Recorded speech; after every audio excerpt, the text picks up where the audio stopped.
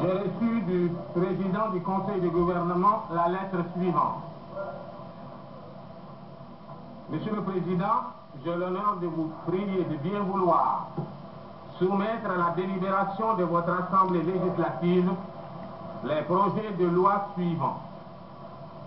Le premier projet porte sur l'abrogation des dispositions de la loi numéro 61 RS du 7 juin 1960 concernant la ratification et la rétrocession à la Fédération du Mali des compétences transférées à la République soudanaise par la communauté en vertu des accords signés le 4 avril 1960 à Paris.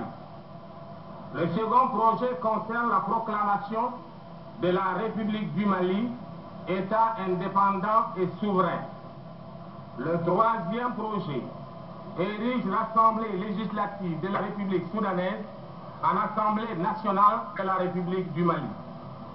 Le même projet tend à transformer le gouvernement actuel de la République soudanaise en gouvernement provisoire de la République du Mali.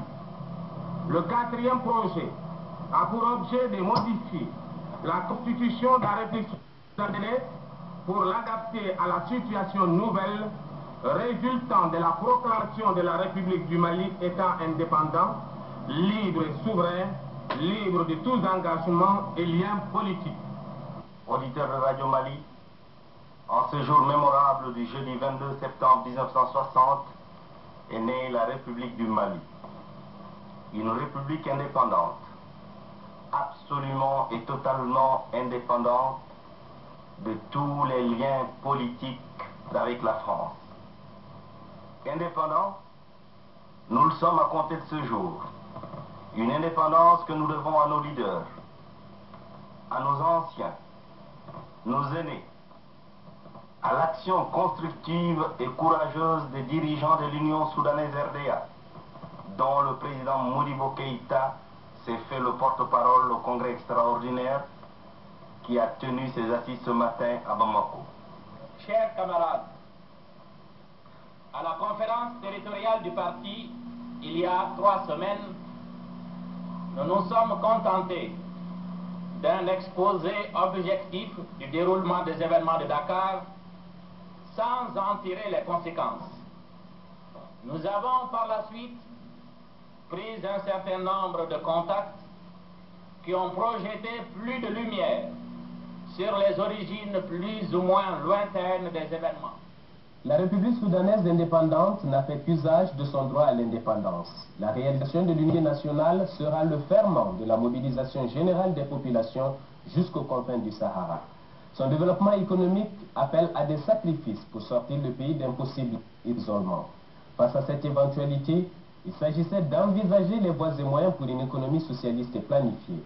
D'où l'affirmation de la République soudanaise sur le plan africain et international, rappellera en substance Modibo Keïta. Pour laquelle nous vous invitons à autoriser l'Assemblée législative, premièrement, à appréhender les compétences transférées par la République soudanaise à la Fédération du Mali.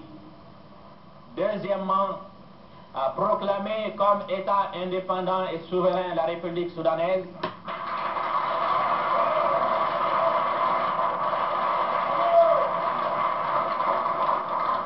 Troisièmement, à proclamer que la République soudanaise s'appelle la République du Mali.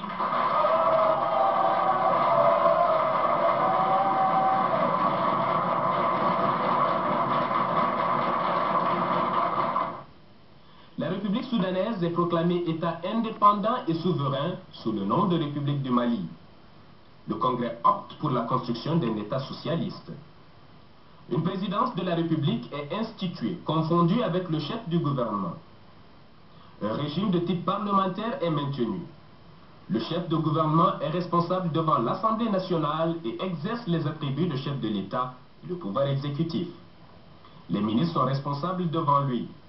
L'Assemblée nationale élue pour 5 ans vote la loi. Il reprenait en gros les termes du préambule de celle du Soudan du 23 juin 1959, sauf en ce qui concerne les principes de base. La liberté et la justice succédant à la liberté, à l'égalité et à la fraternité.